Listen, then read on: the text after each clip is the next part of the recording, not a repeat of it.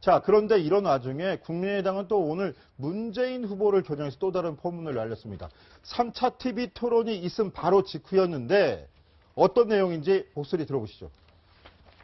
문재인 후보의 아들인 문준용 씨를 비롯해 전 영부인의 친척 5급 권모 씨, 대통령 비서실 출신인 1급 황모 씨, 청와대 행정관 출신인 4급 정모 씨, 5급 박모 씨, 노동부 과장의 딸 5급 권모 씨, 중앙노동위원장의 딸인 5급 이모 씨, 기획예산처의 사무관의 부인 3급 지모 씨 등이 특별한 배경을 바탕으로 고용정보원에 채용된 사실을 확인하였습니다.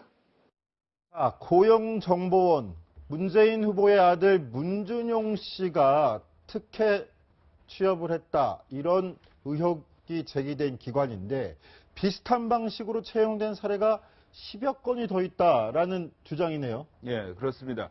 이용주 의원 저렇게 말을 했는데 우선 좀 짚고 넘어갈 부분이 있습니다. 수정할 부분이 있는데요. 이용주 의원 조금 전에 다시 한번 입장을 냈습니다. 권양숙 여사의 친척은 이번 취업과 관련이 없다. 이러한 정정을 했습니다. 그렇기 때문에 권양숙 여사는 상관이 없다는 점을 분명히 말씀을 드리고요. 이제 말씀을 드리면 권재철 원장이 재임 시절 2006년 3월부터 2008년 7월까지 약 10여 건의 문준용 씨 사례와 비슷한 취업이 이루어졌다는 겁니다. 그러니까 국민의당 주장은 이겁니다. 특혜 채용 사례가 이것뿐이 아니다. 권재철 원장과 고용정보원이 조직적으로 짜고 이러한 특혜 취업을 하게 만들었다. 그러니까 문준용 씨도 그중에 한 명이었다. 바로 이겁니다. 자, 이현수 기자, 네. 지금 이용주 의원이 언급했던 사람들 다시 한번 구체적으로 누가 연루되어 있다는 건지 한번 설명을 해주시죠. 네, 조금 전에 최석호 기자가 양해 발언을 드렸듯이 조금 전 저희 방송 들어오기 직전에 이제 이용주 의원 측에서 정정 보도 내용을 알려왔기 때문에 저희가 반영을 못했다는 점 말씀드리고요. 이제 그 영부인 친척은 사실이 아니다. 관련이 없는 인사로 밝혀져 있습니다. 이용주 의원 발언은 이겁니다. 문준용 씨 특혜 의혹이 빙산의 일각이라는 거죠. 권재철 초대 원장 재임 시절에 지금 저희가 공간 여백상 다 적지 못했지만 한 9명 정도의 특혜가 의심되는 채용이 있었다는 겁니다. 그 전에 무직이었거나 전혀 수시 채용으로 뭔가 눈속임으로 채용이 됐다거나 약간 그런 사례가 많이 발견이 됐다는 건데요. 대통령 비서실 출신도 있고요.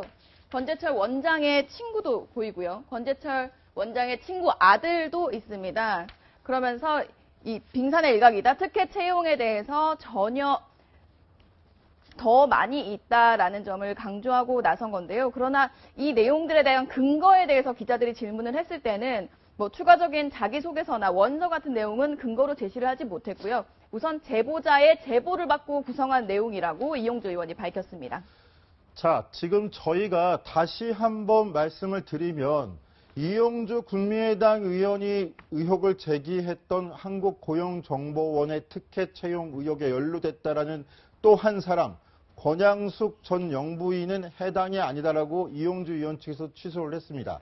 그런데 왜 취소를 했을 거예요? 갑자기 브리핑한 지 1시간도 안 돼서. 이 부분 강병규 기자가 취재했습니다. 설명 좀 해주시죠. 네, 그렇습니다. 저희가 직접 취재를 해서 나온 결과인데요. 권재철 원장과 통화를 했습니다. 권재철 원장은 권양숙 여사의 친척이 특혜 채용됐다라는 국민의당의 주장에 대해서 사실 무근이다라고 얘기를 했는데요. 그리고 또 당사자는 권양숙 여사의 친척이 전혀 아니고 당사자가 곧바로 국민의당 측을 고소할 것이라는 그런 주장까지 해왔습니다. 네, 강명규 기자. 그러면 더불어민주당 측이나 문재인 후보 캠프 측에서도 반응을 내놓을 것 같은데 어떤 반응입니까? 예, 저희가 이 방송 시작 직전에 통화를 했습니다. 더불어민주당 측에서는 현재 상식에 근거한 문제 제기를 해라. 또 만일 국민의당의 주장이 사실이라면 왜 지난 이명박 박근혜 정부에서 이러한 특혜 채용이 드러나지 않았겠냐라고 반론도 제기했습니다. 네, 이현수 기자 좀 네. 약간의 해프닝도 겹치는 네. 것 같고 또 다른 의혹이 겹치는 것도 같고 자, 이게 3차 TV 토론 직후에 이건 네거티브성이다라고 해석할 여지도 있을 것 같아요. 따로 떼놓고 생각하기가 좀 쉽지 않을 것 같습니다. 사실 문준용 씨 특히 의혹에 대해서는 국민의당이 지속적으로 문제제기를 하고 있었는데 오늘 추가로 기자회견 일정이 잡혔을 때 뭔가 결정적인 증거가 나온 게 아닌가라는 기자들의 관심이 있었습니다. 그러나 사실상 문준용 씨에 대한 추가 의혹이 아니었고 그리고 실제로 지금 국민의당이 제기한 의혹 중에서 일부 본인들이 다시 정정을 하면서 사실이 아닌 부분이 있었는데요. 뭐 본인이 당사자가 고소고발까지 할진 알 수 없지만 조금 다급한 데 있어서 오는 실수가 아니었나라는 생각이 듭니다. 네, 그렇군요. 문재인 후보를 압박하고 있는 국민의당. 그런데 바로 이 사람이 안철수 후보를 적극 돕겠다고 또 적극 나섰습니다. 누군지 구원투수가 될 수 있을지 한번 그 사람 만나보시죠. 정치 지도자는 해처럼 스스로 발광하는 지도력을 가지고 있어야 됩니다. 달처럼 남의 빛을 반사하는 그런 정치 지도자의 한계는 너무나 뚜렷한 것입니다. 문재인 후보와 안철수 후보가 상당히 많이 다르다. 안철수는 누구의 안철수가 아니라 자기의 신념과 소신, 목표의식을 분명히 하고 스스로 험한 정치에 뛰어든 사람입니다. 네, 김한길 전 대표가 잠시 전에 가진 기자회견 내용인데요. 자, 김한길 전 대표, 안철수 후보를 돕고 나설 것이다. 양쪽 간에 논의가 있다. 이거 가장 처음 취재한 사람이 바로 우리 최석호 기자죠. 자, 최석호 기자. 네. 김한길 전 대표 등판의 배경이 뭡니까? 일단 안철수 후보가 4월 4일 그 대선 주자로 결정이 된 이후에 바로 전화를 해서 러브콜을 보냈고요. 이후에 이제 계속된 뭐 선대위원장을 할 것인지 인재 영입위원장을 할 것인지에 대해서 여러 설왕설래가 많았습니다. 하지만 김한길 전 대표 같은 경우에는 백의종군하겠다 이러한 의사를 드러냈습니다. 결국 지원 유세를 다니면서 어떤 당직 뭐 이런 것보다는 지원 유세를 다니면서 이게 좀 중요한 얘기인데 안철수 후보가 정권을 잡았을 때 다음 차기 정권을 좀 도모하는 것 아닌가 이러한 분석이 굉장히 강합니다. 잠깐만요. 안철수 후보가 정권을 잡았을 때 물론 그런 생각이 있기 때문에 도와줄 수는 있을 것 같은데 지금 당장은 대선에서 승리할 수 있느냐 없느냐 자기의 힘을 보태서 어느 정도 효과가 있을 것이냐라고 그걸 먼저 따져봐야 될 것 같은데요.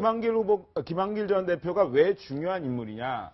정치권에서 굉장한 조직이 있습니다. 정치에서 조직이라는 것은 무시할 수가 없습니다.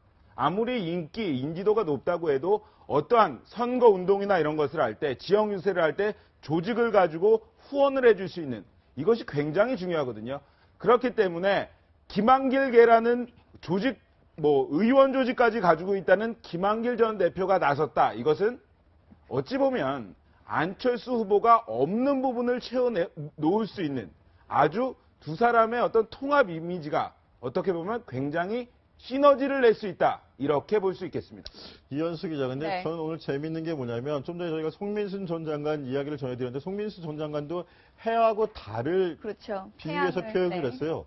좀 전에 김한길 전 대표 같은 경우에도 해와 달을 비유해서 표현했거든요. 네. 해, 달 누굽니까? 네, 조금 다른 태양과 다르긴 했지만 사실 문재인 후보의 별명과도 사실 많이 겹쳐 있어서 좀 미묘하게 들립니다. 특히 오늘 김한길 전 의원 발언 같은 경우는 문 후보를 사실상 겨냥하는 게 상당히 느껴졌습니다. 달처럼 남의 빛을 반사하는 지도자라고 얘기했는데요. 달이 문재인 후보의 그 별명이라서도 있지만 특히 박근혜 전 대통령, 이제 상속자라는 개념인데요.